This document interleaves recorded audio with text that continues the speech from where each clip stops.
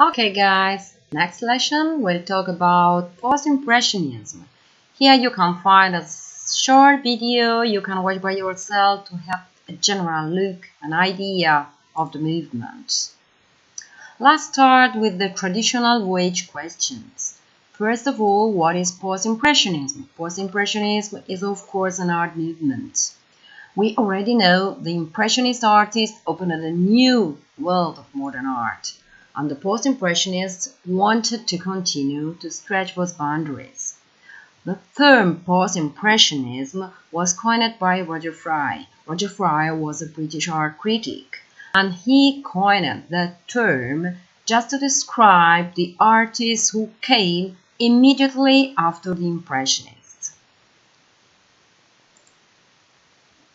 We are between 1886, the year of the last Impressionist exhibition, and 1905, the born of Fauve.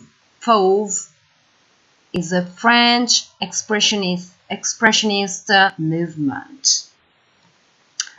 And here we can have a look on a timeline of the period. As you can see, we have the most important works of art of the period on a line. And we can start from Seurat La Grangeat.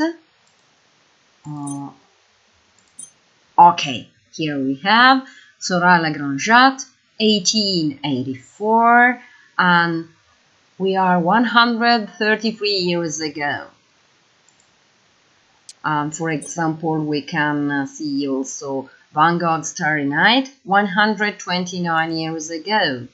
Or we can watch Toulouse-Lautrec La Goulue, and 126 years ago, as we are in 1891. And the last, in 1896, Gauguin painted Where Do We Come From, What Are We, and Where We Are Going. But let's return to our way.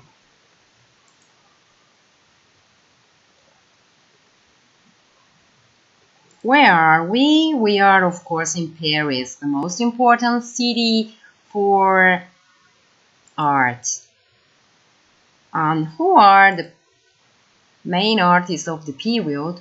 As you can see, they are very famous painters, as Gauguin, Van Gogh, Toulouse-Lautrec, Seurat, and Cézanne. But why did they change the art? We have two key ideas. The first one is that Post-Impressionism includes a wide range of distinct artistic styles. They are very different painters and artists, but they had a common vision, a common motivation. They wanted to react, to respond, to abandon the opticality of the Impressionist movement.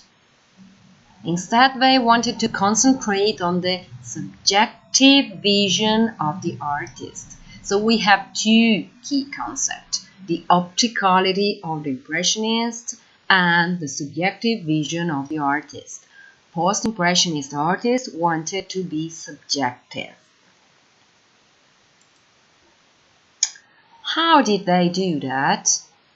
Here we have the characteristic main features of the movement: vivid colors, unnatural or arbitrary colors, thick brush strokes, and they were more inclined to two-dimensionality and distortion of forms for an expressive effect.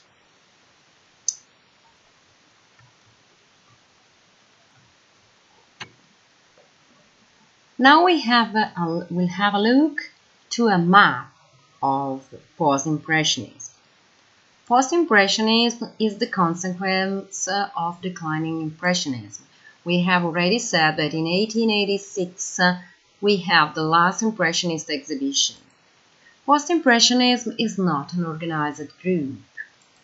Artists work alone They try to escape European society constraints, and they try to find a new interior dimension.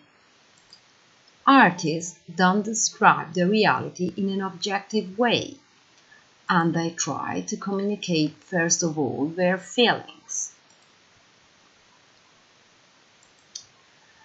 Art in this period becomes a way to provoke and to react against the bourgeois society. Key artists are, as we have already said, Gauguin, who seeks for authentic moral value going to Polynesia, and Van Gogh, who